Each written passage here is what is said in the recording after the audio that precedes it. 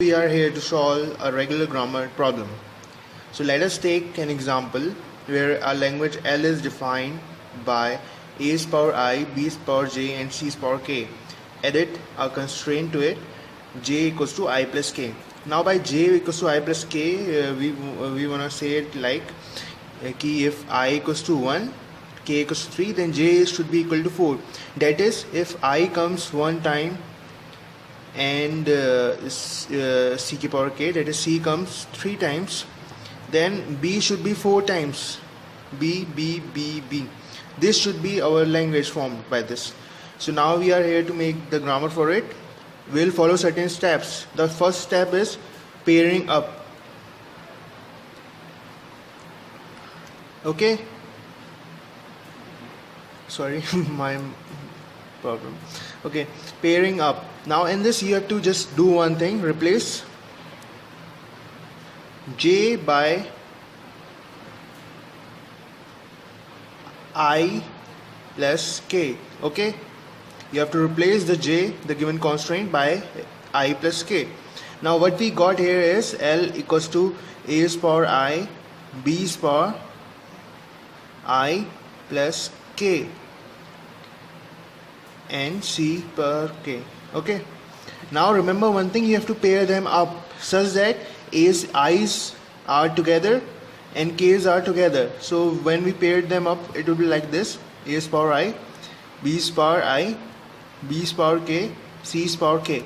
So remember this, how you are pairing these up. Okay, I should be with I. It should not be like this. It should not be like this. A is power I, b is power k, b is power I, c is power k. This is not pairing up. We are not will not be ending up at making a grammar for this. It's wrong method. Okay, so we have to pair this up like this.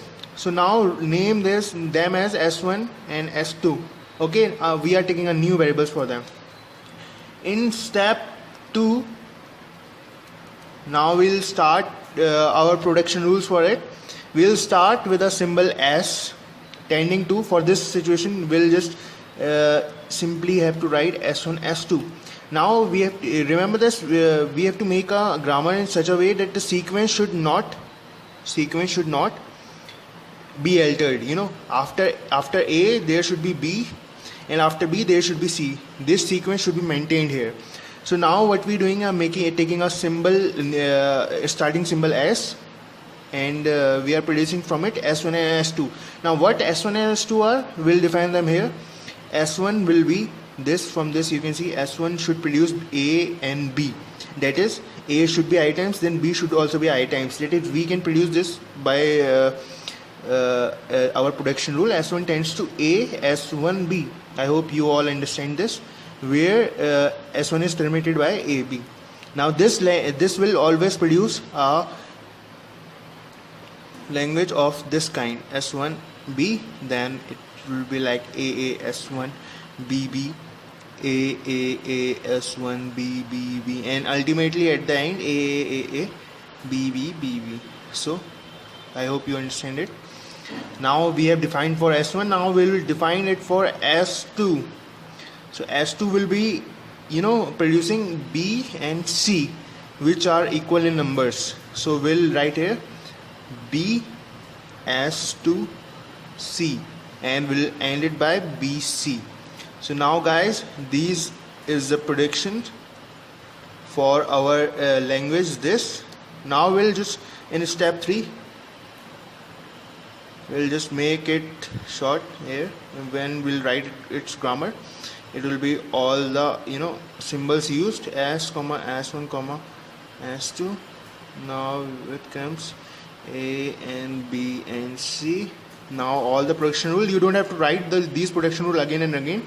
Since you have written it here, you can simply write P and show this arrow, and at last the starting symbol, that is S. So now guys, this is our grammar form for the language given to us here with the constraint j equals to I plus k.